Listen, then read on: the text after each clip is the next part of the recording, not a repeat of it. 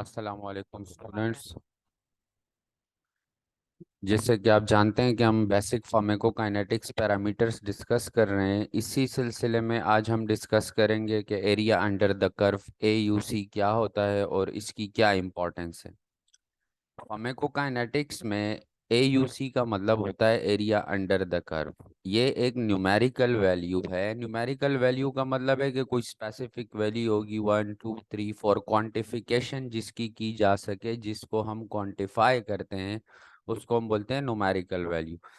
तो it is a numerical value that represents the total exposure और concentration of a drug in the body over a specific period of time after administration.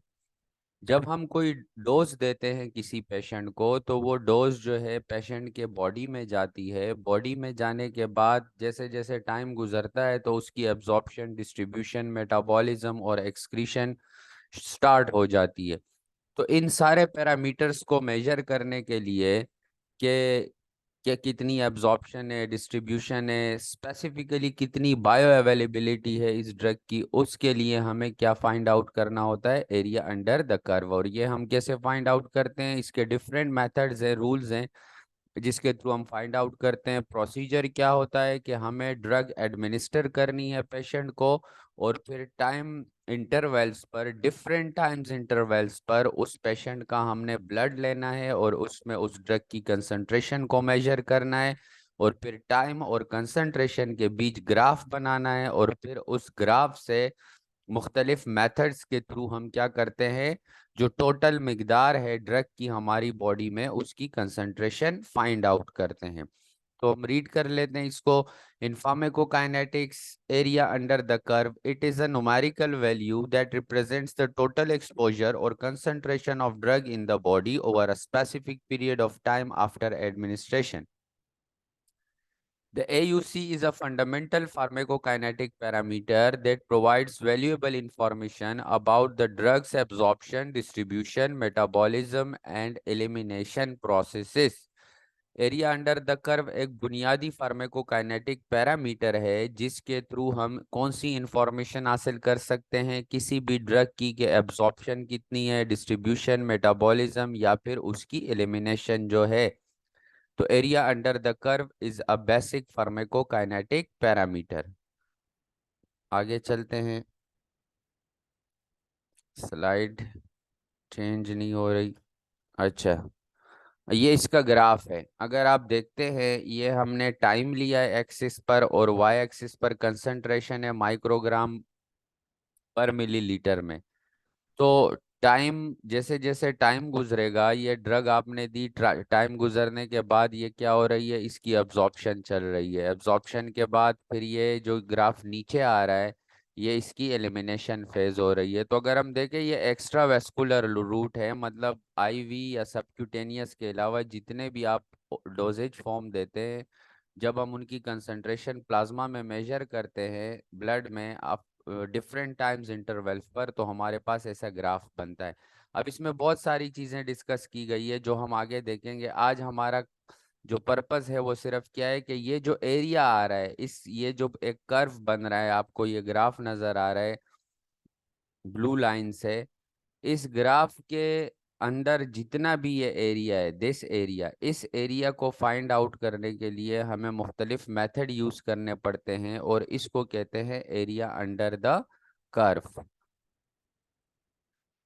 Area under the curve की क्या importance है? A drugs concentration in the body changes over time as it absorb into the blood stream. कह रहे कि जो drug की concentration है, जैसे आपने दी है 500 मिलीग्राम, तो 500 मिलीग्राम आफ्टर सम टाइम्स जब वो एब्सॉर्ब होना शुरू होगी, डिस्ट्रीब्यूट होना शुरू होगी, तो ऑब्वियसली जो उसकी कंसंट्रेशन है that will decrease with the passage of time. क्यों डिक्रीज होती है? क्योंकि ड्रग डिस्ट्रीब्यूट होती है वेरियस टिश्यूज में, मेटाबॉलिज्म में चली जाती है, एंजाइम्स उसको मेटाबोलाइज कर देते हैं, और एलिमिनेशन भी साथ साथ होना शुरू हो जाती है। तो अगर हम प्लॉट करते हैं ड्रग की कंसंट्रेशन को अगेंस्ट टाइम, तो जो एरिया अंडर द कर्व निकलता है वो हमें क्या करता है, कंप्रिहेंसिव मेजरमेंट प्रोवाइड करता है कि टोटल ड्रग एक्सपोजर कितना है आपकी बॉडी में, कितनी ड्रग अवेलेबल है। तो जो एरिया अंडर द कर्व है ये कॉमनली यूज किया जाता है बायो अवेलेबिलिटी फाइंड आउट करने के लिए। इससे हमें ये पता चलता है कि कितनी ड्रग जो है जो आपने एडमिनिस्ट्रेड की है वो आपके सिस्टमिक सर्कुलेशन में अवेलेबल है एक फार्माकोलॉजिकल रिस्पॉन्स प्रोड्यूस करने के लिए।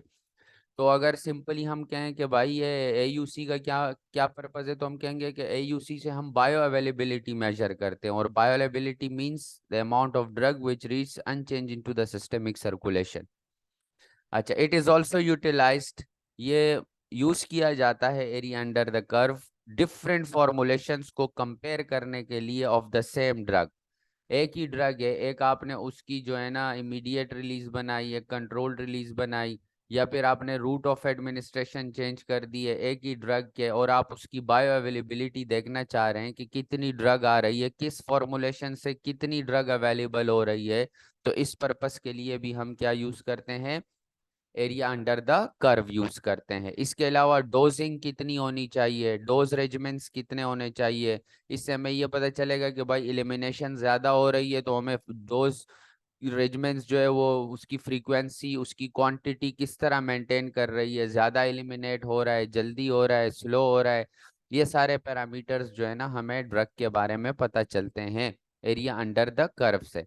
तो the AUC is commonly used to assess the bioavailability of a drug। इससे हम bioavailability मालूम करते हैं जो कि हमें ये बताती है which indicates how much of the administered dose reach the systemic circulation, कि जो आपने ड्रग दी थी वो कितनी आपकी सिस्टमिक सर्कुलेशन में अवेलेबल है एक फार्माकोलॉजिकल इफेक्ट प्रोड्यूस करने के लिए, मतलब जो आपका डिजायर्ड थेराप्यूटिक रिस्पॉन्स है जिस पर्पस के लिए आपने ड्रग दी है। ये it is also utilize to compare different formulations को कंपेयर करते हैं हम ऑफ द सेम ड्रग, और to assess drug drug interaction, या फिर हम ड्रग ड्रग इंटरैक्शंस भी चेक कर सकते हैं इसके थ्रू, डोजिंग रेजिमेंट्स देख सकते हैं, and overall pharmacokinetic profile of a medication. और एक मेडिसिन का ओवरऑल फार्माकोकाइनेटिक प्रोफाइल मतलब ADME उसकी क्या है, उसकी बायोअवेलेबिलिटी क्या है, उसका एलिमिनेशन रेट कांस्टेंट क्या है, एब्जॉर्प्शन रेट कांस्टेंट क्या है, ये सारी कैलकुलेशन जो है ना हम एरिया अंडर द कर्व से करते हैं। तो ये कैसे करते हैं, pharmacokinetic studies typically involve the measurement of drug concentration in blood और प्लाज्मा। ब्लड में या प्लाज्मा में हम ड्रग की कंसंट्रेशन मेजर करते हैं सैंपल लेके वेरियस टाइम पॉइंट्स के ऊपर। जब हम ड्रग डिलीवर करते हैं फिर हम इसकी कंसंट्रेशन ब्लड में मेजर करते हैं, और फिर हम AUC कैलकुलेट करते हैं। मुख्तलिफ मेथड यूज होते हैं, सच एस ट्रेपिजॉइडल रूल है एक, ट्रेपिजॉइडल रूल के थ्रू हम कैलकुलेट करते हैं, लीनियर इंटरप्लोटेशन करते हैं इसकी, या फिर नॉन कंपार्टमेंटल एनालिसिस कर रहे होते हैं हम। Depending on the study design and available data, depend करता है कि आपने आपकी स्टडी का डिजाइन क्या है और आपका जो अवेलेबल डेटा है वो किस तरह का है। तो सिंपली अगर हम ये देखना चाहे कि भाई एरिया अंडर द कर्व क्या है, तो एरिया अंडर द कर्व एक ग्राफ है, उसके अंडर का एरिया है, जो कि ग्राफ किसके बीच है, आपकी ड्रग की कंसंट्रेशन, जो आपने डोज दी है ड्रग की कंसंट्रेशन डिफरेंट टाइम पीरियड्स के ऊपर प्लाज्मा में या आपके ब्लड में कितनी आ रही है। इसी डेटा को हम प्लॉट करते हैं, और फिर प्लॉटेशन करने के बाद एरिया अंडर द कर्व निकालते हैं, और फिर हम मुख्तलिफ प्रिडिक्शंस कर रहे होते हैं इसके बारे में, इसकी पूरी फार्माकोकाइनेटिक प्रोफाइल फाइंड आउट करने के लिए। तो ये ये ग्राफ हम जो है ना नेक्स्ट लेक्चर में बारी बारी एक्सप्लेन करेंगे, ये सारी चीज़ें कि ड्यूरेशन ऑफ एक्शन क्या है, टर्मिनेशन क्या है, MTC क्या है, MEC क्या है, वगैरह वगैरह। फिलहाल के लिए थैंक यू वेरी मच।